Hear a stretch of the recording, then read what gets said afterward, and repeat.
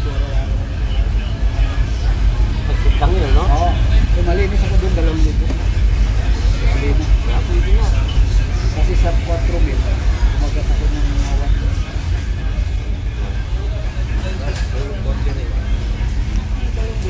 Kaya pinakamahal ako. Pwede na. Ay, oo. Wala kang kitain. Eh, kung mag-security, 1,000, eh, hanggang doon lang. Oo. Pagpasang ka pa. Wala kang pagkalukuhan niya eh. Sabi nga, kung wala kang lagay, wala kang pisto. Putang yung kalukuhan. Yan talaga. Ganun talaga ang kalakaran ngayon eh. Yan talaga ang agensa ko din. Tapos, official ako, ang mga gwardiya ko, hindi totoong gwardiya. Oo, mga... Walang experience.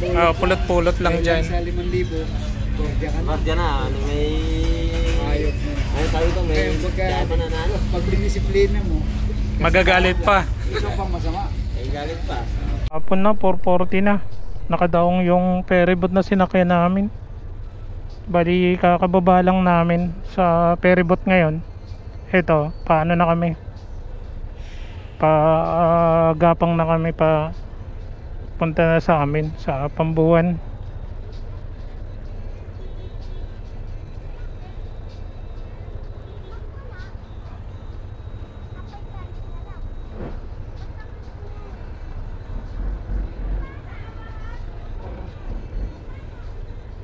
Prepare na kami. Masang kayo mamaya naman. Bakbakan na to mga sangkay. At abutin pa kami ng gabi. Alang yung biyahe namin yun. Halos ano na, parang 24 hours na. Grabe kasi yung barko na yun. Tagal namin sa port ng Matnog. Dumating kami ron alas 10, nakasampa kami ng ng 12:30. Umalis yung barko alas 3. Ay nako.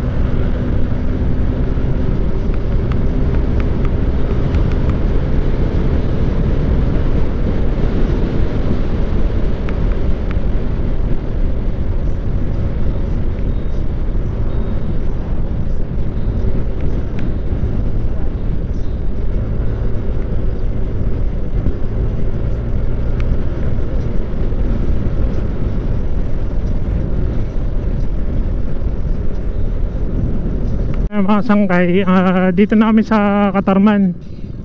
Anong oras na rin?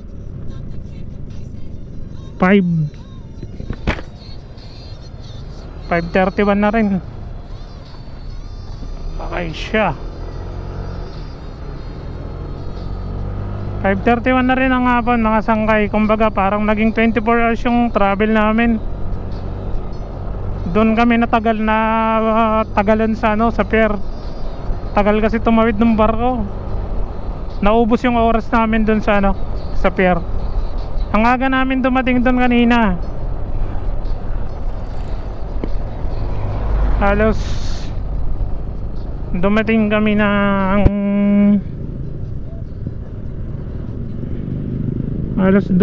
ng pier ng 10. Tapos nakapag-process agad kami ng ticket, kaso yung barko ang nagpatagal sa amin. Anong oras na tumawid? 3:00. Nakakasar.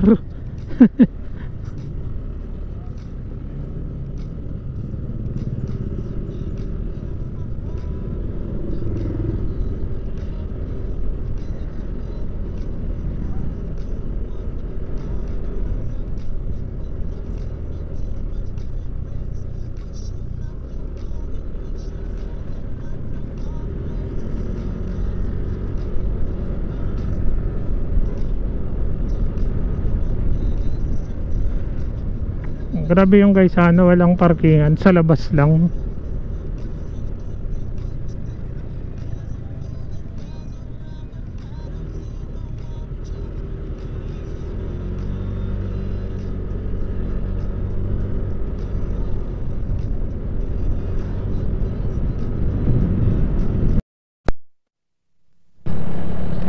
Parang may prosesyon rito ah.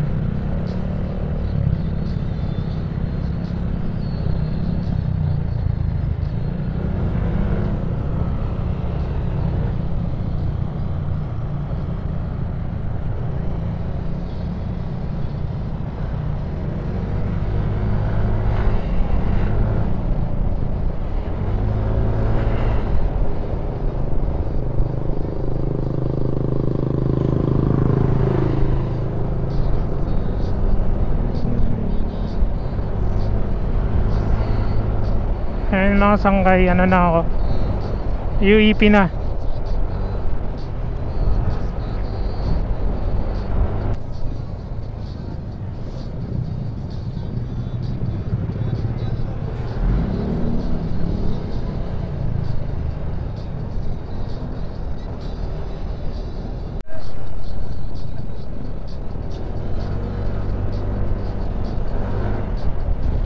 University of Eastern Philippines.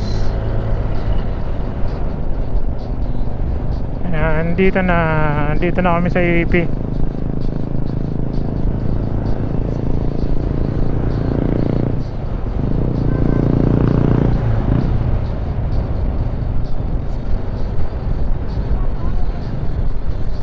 Dito yung ano, dito yung bahay ng kuya ko. Sa likod niyan, doon.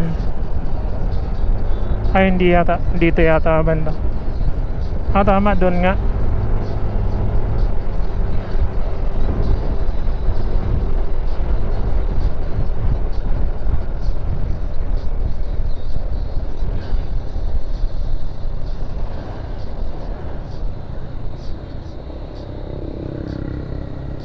Ano?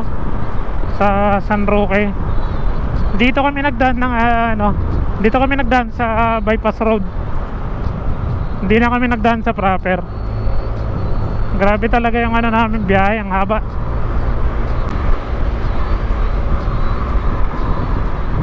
Bali malapit na rin naman na kami sa bahay, sa sa bayan namin. Pero ako ngayon wala akong kasiguran kung saan ako tutuloy. Hindi ko alam kung pwede ako dun sa tiyahing ko.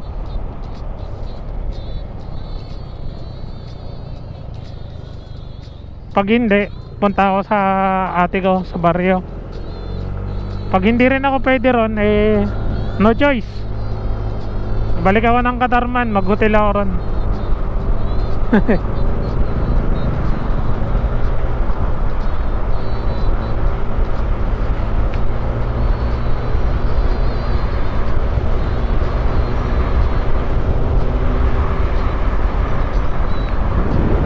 Ay, andito uli ako sa Welcome Municipality ng Baraan namin, bayan namin. Ayan o.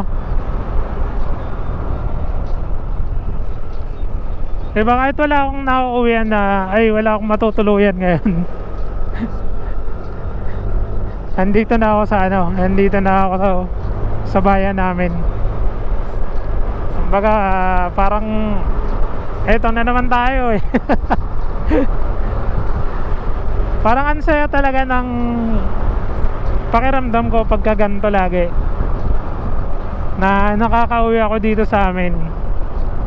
Kahit wala naman na kaming bahay, kahit yung mga ate ko na lang, may mga bahay dito. Ate ko, sa mga pamangkin ko, may mga bahay sila. Pero yung sa amin talaga, wala na kaming bahay. Kumbaga, pag umuwi ako rito, nakikituloy lang ako sa mga pamangkin ko o kaya sa ate ko o tiyahing ko. Kaya hindi rin ako nakakatagal dito kasi yun nga, wala akong sariling bahay.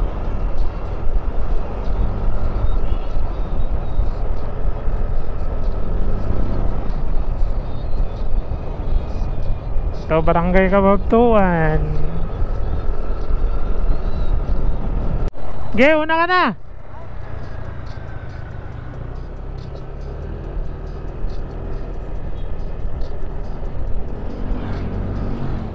Ano, saan tayo dyan? Sa 8? Sige, tara, una ka na. Ayun, thank God, nakarating kami ng ligtas. Walang abiryang nangyari sa amin.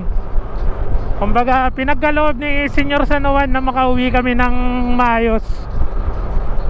Kahit ganun man na ano, na kahaba yung travel namin, yung travel time namin.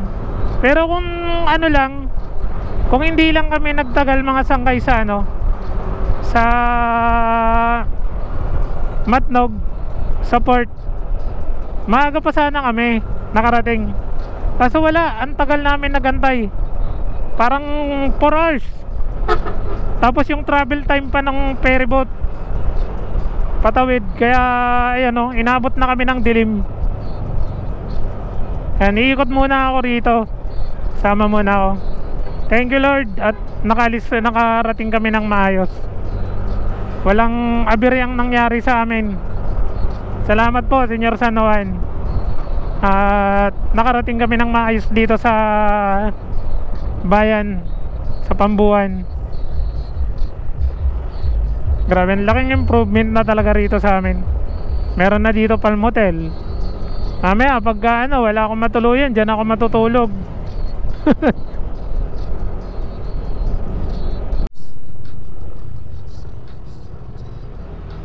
Nakarating na kami rito.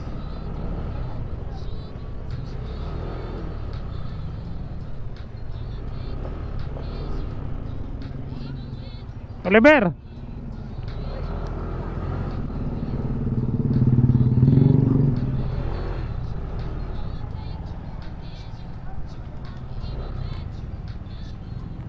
ano?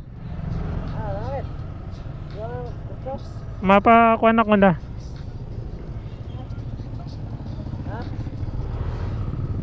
Mapangato ko na sa kuan, sa 3. Dire pagwaray dito mapakamparangak. Oo. Pagwaray sa Palmotelak makaturog. Ngadi ako na. Alala, sige. Buwas nila. Oo.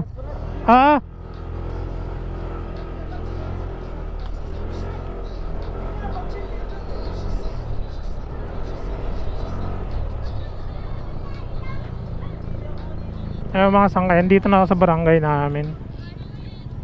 So, saan ba ako magdadaan? Dito na nga lang.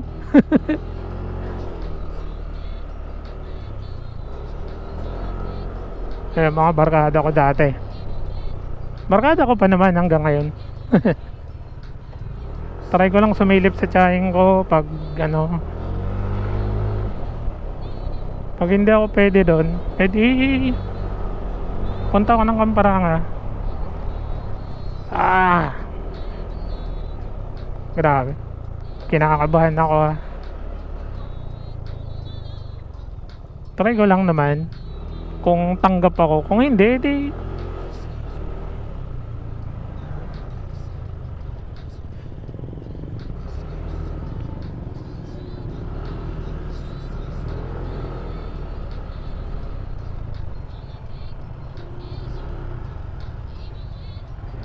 Ayan, ito yung pinaka-palengke sa amin.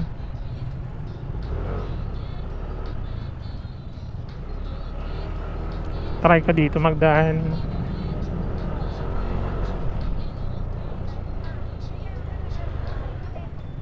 Pero pag wala, punta ako ng ano. Parang nahihiya kasi ako makituloy dito sa tiyahin ko pag kantong oras.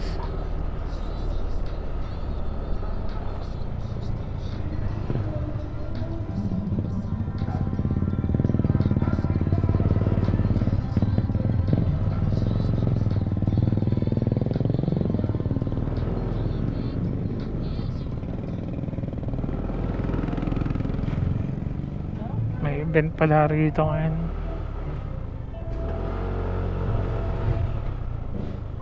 May event na pala. Try ko lang naman kung may tao. Pero pag wala, hindi kampara nga ako. Wala yatang tao. Walang tao. Kampara nga ako. Wala na, madilim. Magkakamparangan na lang ako. Bahala na sa bata. Parang naiiyak ako mga sanggay.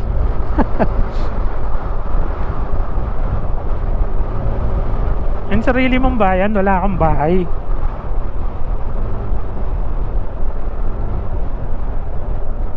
Wala kang siguradong matutuloy yan. Kahit sabihin na ano, madami kang kamag-anak. May ate ako, may pamangkin ako, may mga pamangkin ako, pero parang nakakahiya.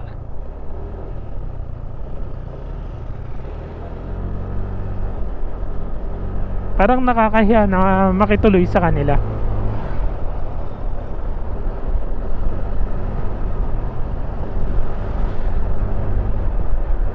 Pero try pa rin natin.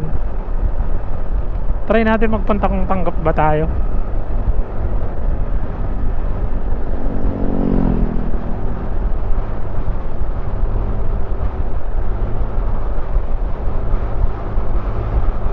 Nahiya ako magtawag doon sa tiyahin ko eh. Sarado na.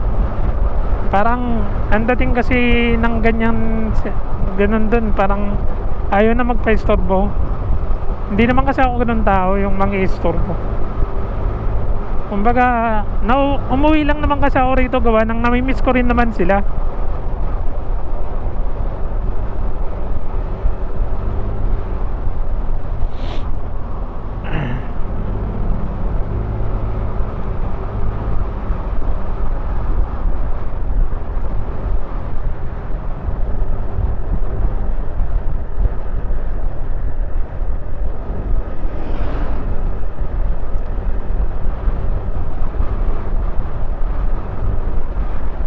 Malapit na ako sa baryo.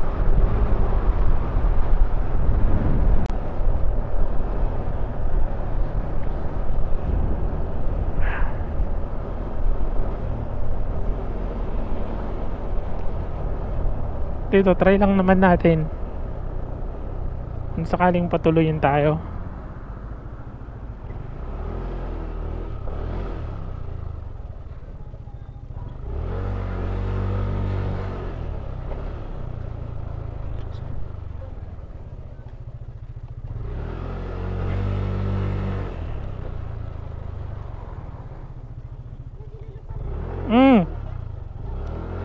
Hain si Papa Cristel.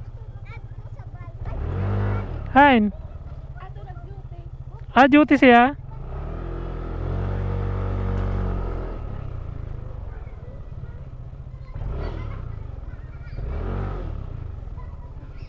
Pero yung mga tao diyan.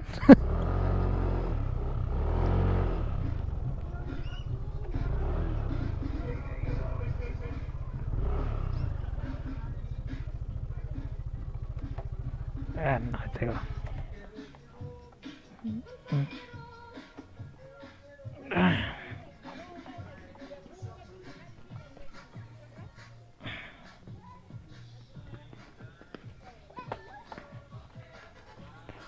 Oh!